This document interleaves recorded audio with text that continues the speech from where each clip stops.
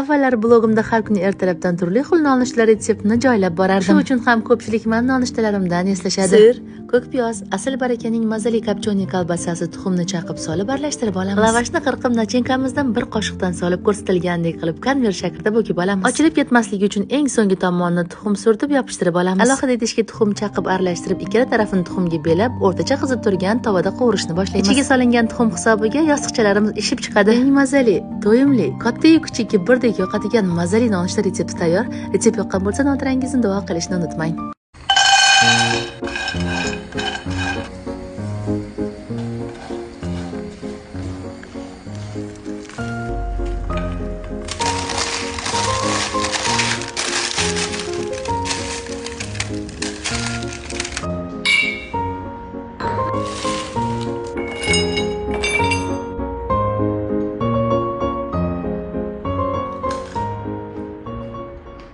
Besh daqiqada tayyor bo'ladigan dangasalar emas, uddaburonlar chubirik retseptini joylayman. Qiyma, piyoz, pomidor, ko'kat, tuz, murch, qayla tayyor. Tayyor lavash xamirini dumaloq qilib kesib, suvga botirib olamiz. Qaylamizni ko'rsatilgandek qilib joylab, ustini yopib, chetlarini vilka bilan ezib olamiz. Unda ochilib ketmaydi. O'rtacha qizib turgan yog'da ikkala tarafini qizartirib qovurib olamiz. Qayla juda ham yupqa surilganligi uchun tezdagina pishib oladi. To'liq retseptni video tagida yozib qoldiraman. Albatta tayyorlab ko'ring, chunki bu juda ham mazali bo'ladi. Retsept tayyor. Retsept yoqqan bo'lsa, notirangizni duo qilishni unutmang.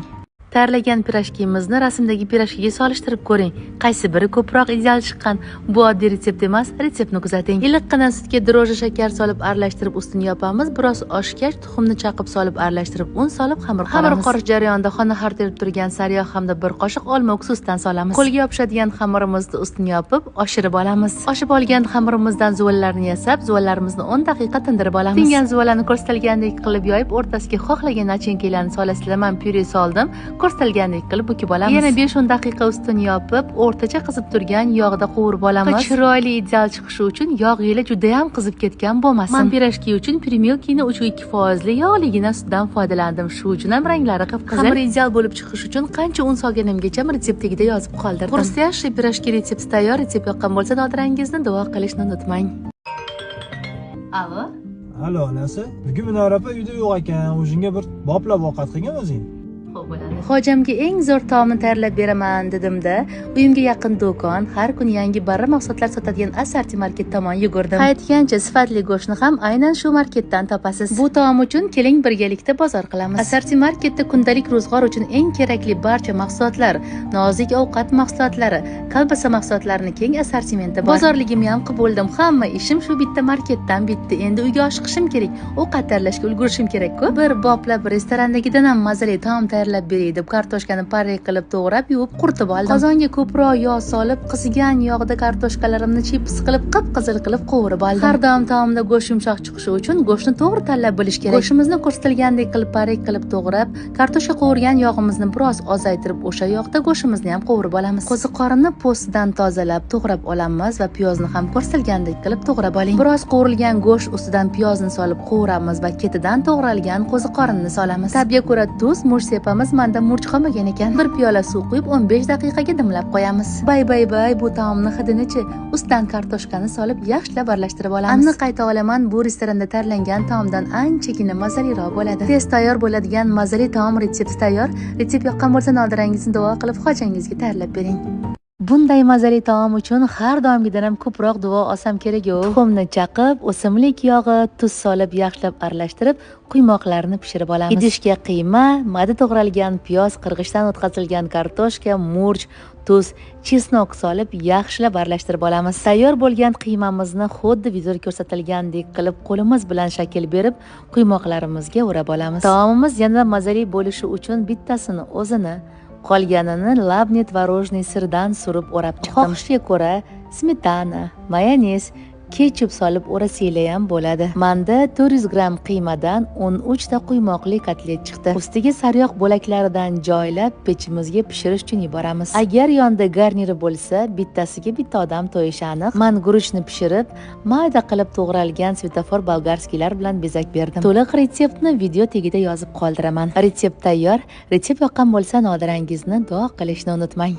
Bitta piyoz, bitta kartoshka, 300 gram tovuq filesi, bitta tuxum, 1 qoshiq un, tabga ko'ra tuz, paprika hamda chesnochniy priprava solib yaxshilab blender qilamiz. Blenderingiz yo'q bo'lsa, мясорубкаdan foydalaning. 300 gram tovuq filesidan 15 ta kotlet chiqadi. Massamizga shakl berib, vilka yordamida is tushirib olamiz. Is tushirishdan maqsad sariyog' bo'laklari yaxshilab ichigacha singib o'tishi. 180 gradusga 20 daqiqaga pechga yuboramiz. Arzon, lekin mazali kotletlarimiz tayyor bo'ldi. Kotletga kartoshka qo'shmasdan qilishingiz aniq. Bir marta bo'lsa ham ushbu uslubda tayyorlab ko'ring, albatta yoqadi. Tovuq kotletlari ketchup bilan yanada mazaliroq, yoqimli ishtaha tilayman.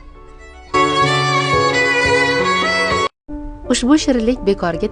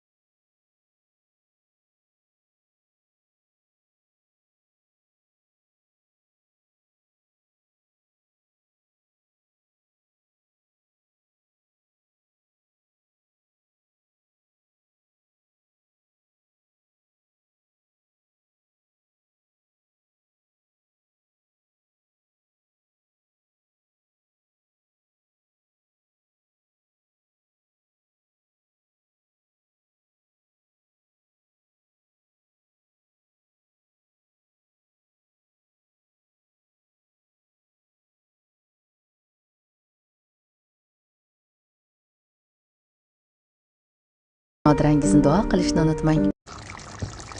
Va'da qilganimdek issiq taomlar retsepti bilan bo'lishni boshlayman. Tavoga yog' solib biroz qizigach, kartoshkalarni solib qizarguncha qovurtirib, ustidan piyoz solib qovurishda davom etamiz. Qizil sabzi, postdan artilgan pomidorni to'g'rab solib, ozgina tomat solamiz. Tuz hamda bolgarskiy solib chiroyli qilib qovurib olamiz. Ko'mar-ko'mmas qilib suv solamiz. Agar jarkob emas, sho'rvasini qilsanglar ko'proq suv solinglar. Tiftil uchun mol go'shti qiymasi, qirg'ichdan chiqarilgan piyoz, chesnok, suvga o'tilgan guruch, zira, tuz solib, yaxshilab urib aralashtirib olamiz. Yaxshilab ursanglar yorilib ketmaydi. Chiroyli qilib dumaloq ko'rinishni berib, qaynab turgan jarkobimiz ustiga terib olamiz. Past olovda 25-30 daqiqada tayyor bo'ladi. Tayyor bo'lgan taomimiz ustiga ko'katlarni mayda qilib to'g'rab sepib, 5 daqiqa qaynatib olamiz. Shunda ko'kat taomimizga yanada maza qo'shadi. Bay buni hidini-chi? Mehmonlarga berishdan oldin o'zimiz yeb ko'ramiz. Bismillah. Mazasiga gap bo'lish mumkin emas. Eng mazali taom retsepti, sababi ikkita food bloger bir bo'lib mehrimizni qo'shib tayyorladik. Qiymaga piyoz, guruch, ziravorlar hamda tuxumni solib yaxshilab aralashtirib olamiz. Yaxshilab aralashtirgan qiymamizga do'lma shaklini berib, avval unga yaxshilab belab, keyin esa tuxumga botiramiz. O'rtacha qizib turgan yog'ga solib, ikkala tarafini chiroyli qilib qovurib olamiz. Do'lmalarimizni yog'dan ko'tarib, qip-qizil qilib kartoshkalarimizni to'g'rab, yog'da katta qilib qovurib olamiz. Qovurilgan kartoshkalarimizni tuzlab, qozonga solib, ketidan do'lmalarimizni solamiz. Kartoshka qovurilgan yog', o'zimiz tayyorlagan sousimizni solib, 40 daqiqaga dimlab qo'yamiz. Jigardan taom tayyorlagan video retseptini ko'rgan ishxonadagi qo'shnilarim, Nodir opa shunaqa taomni biz qachon yeymiz deyishgani uchun Pirimilki sirlari yordamida o'sha legenda nonni ham tayyorlab oldim. Ha, bu o'sha Samarqand sirlari non orasiga joylab, taom tayyor bo'lay deganda 5 daqiqaga ustiga qo'yib yubordim. Taom tayyor. Bu taom sizga ham yoqishi aniq. Idishga suzguncha o'zimning ishtahalarim ochilib ketdi. Bu taom to'yimli, mazali va barakali taom bo'ladi. Dilfuza bilan chidab tura olmadik. Qo'shnilarga tarqatishdan oldin o'zimiz bir laganini boqqos tushirdik. Taom retseptini sizlarga ham ilindik. Retsept yoqqan bo'lsa bizni duo qilib, like bosib yaqinlarga tayyorlab berishni unutmang. Gusini lapki, olchali tuguncha kabi shirinliklarni tayyorlaganda ko'pchilikda yorilib ketganini guvoh bo'lganman. Eng ideal retsept bilan bo'lishaman, retseptni yo'qotib qo'ymang. Ishni qatiq hamda qaymoqni aralashtirib, smetana tayyorlashdan boshlaymiz. Tuxum sarig'i, razrihlitilni solib, yaxshilab aralashtirib olamiz. Xona haroratida yumshab turgan sariyog' hamda unni urib olib olamiz. Ustidan suyuq massani solib, o'rtacha yumshoqlikda xamir qoramiz. Xamir yumshoq bo'lib qoldi deb ortiqcha un qo'shib qo'ymaylik, shu normasi. Tuxum hamda shakarni ko'pirtirib, bezga tayyorlab olamiz. Xamirni ortiqcha tindirishga hojat yo'q. Zuvlarni yasab, yoyib olamiz. Men 3 xil shirinlik tayyorlab oldim. Shirinliklarni qanday tugilishini videoda aniq ko'rsatib o'tdim. Varyoniy moloko o'rniga jem ishlatsanglar ham bo'ladi. Qaytgancha pishirish uchun pechni 180 gradusga oldindan qizdirib qo'yish kerak. To'liq retseptni video tagida yozib qoldiraman. O'ylaymanki, bu retsept hammamiz uchun manfaatli bo'ladi. Shirinliklarimizni listga terib pishirish uchun pechga yuboramiz. Bu shirinliklar kofe bilan yana ham zo'r ketadi, nima dedinglar? Menga o'xshab kofe sevuvchilar uchun ajoyib yangilik. Malayziya mahsuloti 3 xil ko'rinish, halol, kofein miqdori yuqori bo'lgan original original kofelar. Bu kofeni tayyorlab ichsanglar, xuddi kofe mashina tayyorlangan kofe ta'mini his qilasizlar. Ha, aniq bir xil. Bir olib ichib ko'ringlar. Ideal retsept va ma'lumot uchun Nodirangizni duo qilishni unutmang.